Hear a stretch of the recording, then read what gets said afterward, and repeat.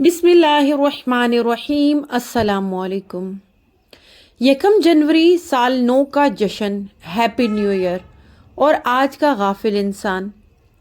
دنیا کے تمام مذاہب اور قوموں میں تہوار، فیسٹیول اور خوشیاں منانے کے مختلف طریقے ہیں، اور ہر ایک تہوار کا کوئی نہ کوئی پس منظر ہے۔ لیکن جیسے جیسے دنیا ترقی کی منازل طے کرتی گئی اور مہذب ہوتی گئی، انسانوں نے کلچر اور آرٹ کے نام پر نئے جشن اور تہوار بنا لیے ہیں۔ ان میں سے ایک نئے سال کا جشن ہیپی نیو ایئر بھی ہے۔ دراصل یہ نئے سال کا جشن کفار، عیسائیوں، کرسچن کا ایجاد کیا ہوا ہے۔ عیسائیوں میں قدیم زمانے سے نئے سال کے موقع پر جشن منانے کی روایت چلتی آ رہی ہے۔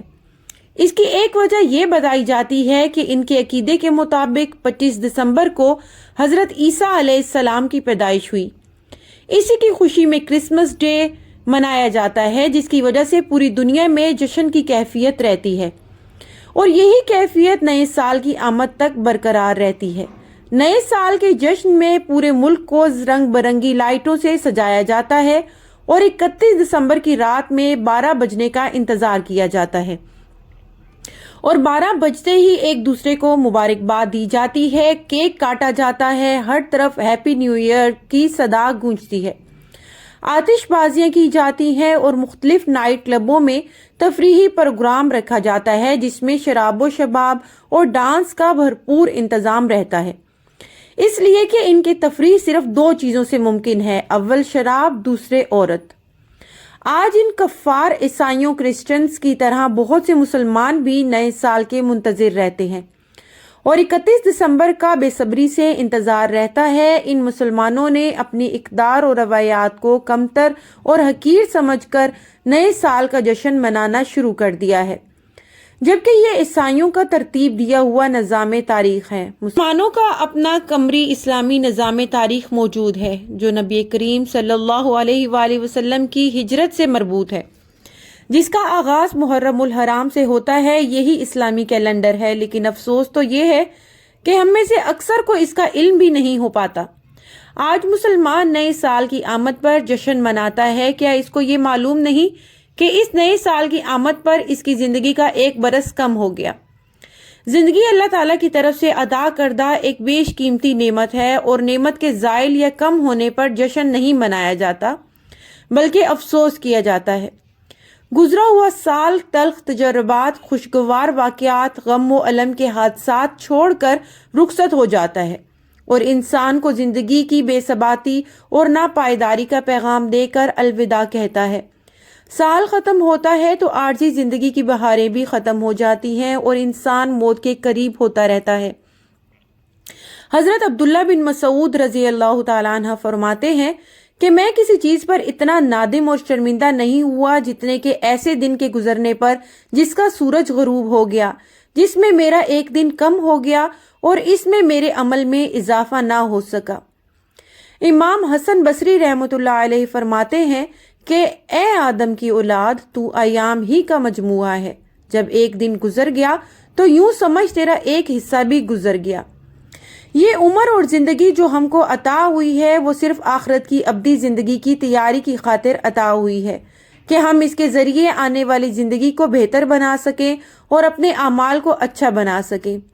حضرت علی رضی اللہ تعالیٰ عنہ فرماتے ہیں کہ یہ ایام تمہاری عمروں کے صحیفے ہیں، اچھے اعمال سے ان کو دوام بخشو۔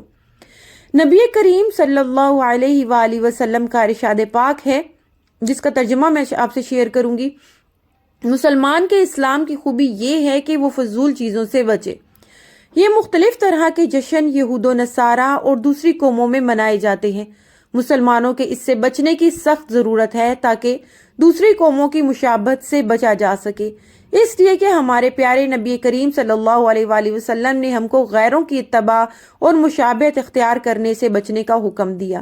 ارشاد نبوی صلی اللہ علیہ وسلم ہے، من تشبہ بقوم فہو منہم، جس نے کسی قوم کی مشابہت اختیار کی تو وہ انہی میں سے ہے۔ اب سوال یہ ہے کہ اس موقع پر مسلمانوں کو کیا رویہ اختیار کرنا چاہیے جو قرآن و احادیث کی روشنی میں صحیح ہو؟ تو مسلمانوں کو 2 کام خصوصاً کرنے چاہیے، یا دوسرے الفاظ میں یوں سمجھ لیجئے کہ نیا سال ہمیں خاص طور پر 2 باتوں کی طرف متوجہ کرتا ہے۔ نمبر 1 اپنے ماضی کا احتساب، نمبر 2 مستقبل کی فکر۔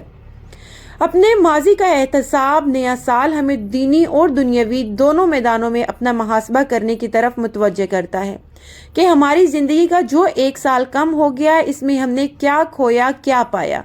ہمیں عبادات، معاملات، اعمال، حلال و حرام، حقوق اللہ، حقوق العباد کی ادائیگی کے میدان میں اپنی زندگی کا محاسبہ کر کے دیکھنا چاہیے کہ ہم سے کہاں کہاں غلطیاں ہوئیں۔ اس لیے کہ انسان دوسروں کی نظروں سے تو اپنی غلطیوں اور کوتاہیوں کو چھپا سکتا ہے، لیکن خود کی نظروں سے نہیں بچ سکتا۔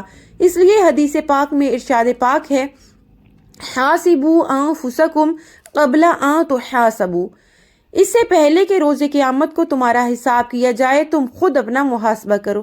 اس لیے ہم سب کو ایمانداری سے اپنا مواخذہ اور محاسبہ کرنا چاہیے اور ملی ہوئی مہلت کا فائدہ اٹھانا چاہیے اس سے پہلے کہ یہ مہلت ختم ہو جائے۔ اس کے بعد آ جاتا ہے مستقبل کی فکر۔